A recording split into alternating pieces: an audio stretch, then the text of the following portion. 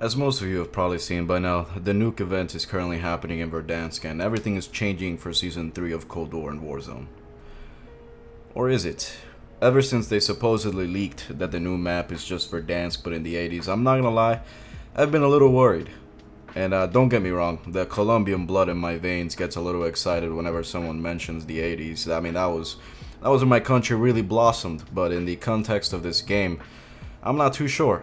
Now, I did a video about the entire storyline of Warzone and Cold War thus far, so I'm not going to go over it here. But just to quickly recap. Basically, the situation in Verdansk just kept getting worse and worse, so Price had to summon the Justice League and Nikolai to get the situation under control, and then they discover a nefarious plot by Zakhaev Jr. to take over the tri-state area. Now, we didn't have Phineas or Ferb, but I guess Captain Price will do. And he successfully stops Zakhaev, but now there's zombies overrunning Verdansk, and their idea to stop them is to nuke the shit out of the place. As you do, honestly, I would do the same thing. And that's the end of the Modern Warfare story. Now, seeing as the footage for Season 3 shows Wolf, I guess I'm in the game now. I didn't realize I was at that point in my career, but it's okay. I mean, he even looks exactly like me too, that's crazy. It's a great honor, Activision, it's a great honor. Anyway, Wolf and the Ninja Turtles end up tracing Adler to Verdansk, but of course, in the 80s.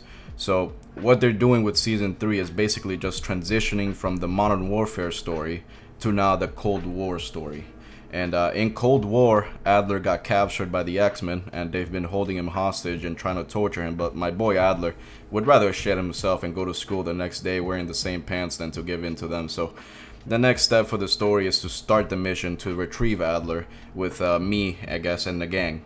And so I imagine that's where this 80s Verdansk would come into play.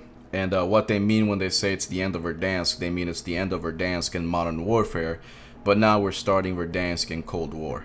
Which is kinda lame, I'm not gonna lie.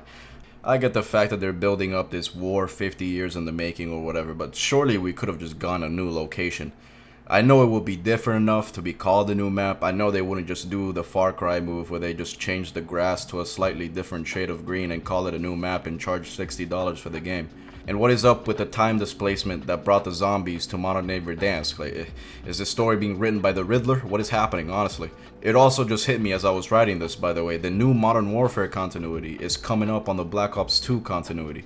And Black Ops 2 happened in 2025. Modern Warfare is 2021, 2022. And since your regular old Tommy Wiseau over at Activision decided to merge the universes, that's going to be an issue they have to address pretty soon. On top of all the zombie stuff going on with the Dark Ether and the dimensional rifts literally opening all over the world. And somehow this wasn't mentioned in the reboot Modern Warfare because it was clearly an afterthought, but it just now complicates things to a degree that honestly it hurts to even think about. You know, at first I really liked the idea of merging the universes, but now I'm starting to realize how messy the story is actually getting.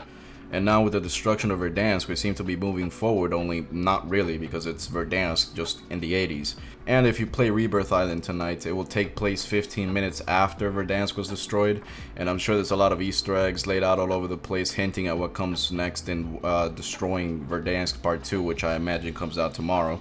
Easter eggs that I neither have the patience nor the time to go and find. But I actually did go out of my way to win a game on Rebirth to maybe see if there was some sort of cutscene at the end. You know, maybe Reznov will personally come to my house and congratulate me on my win, but just regular old first place as a solo in duos, by the way, not a big deal. So to answer the question right now, what comes next for Warzone? Well, I think the most likely thing, again, is the transition between Modern Warfare Verdansk and Cold War Verdansk, where the story of rescuing Adler and the 50-year war will begin. And hopefully they'll start placing the roots for how this merging of the timelines will eventually make sense. Because remember, Black Ops 2 is coming up, and we've yet to see how Modern Warfare will address Menendez and the Dark Ether outbreaks, all while still having to set up its own world and rewriting its own continuity. And this is what we call in the business writing yourself into a bit of a corner. And it's not impossible for it to be good in the end. It's just really hard to do. Just as Game of Thrones. Anyway, leave a like if you enjoyed. It will make me so happy. Yay. Anyway, roll the outro.